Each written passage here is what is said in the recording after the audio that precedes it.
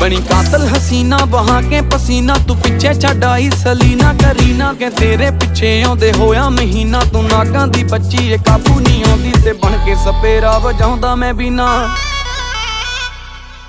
केड़े खेत विच लगी केड़ी कणक दा नी तू आटा छकदी ऐ। Tight tight short loose loose टी शर्टां ना कहर नूं ढकदी ऐ। शेर तेरे लक दी मार तेरी अख दी जिवें मैनूं तकदी ऐ। जाई गल दस के तू तां बस हस के जान कढ सकदी ऐ।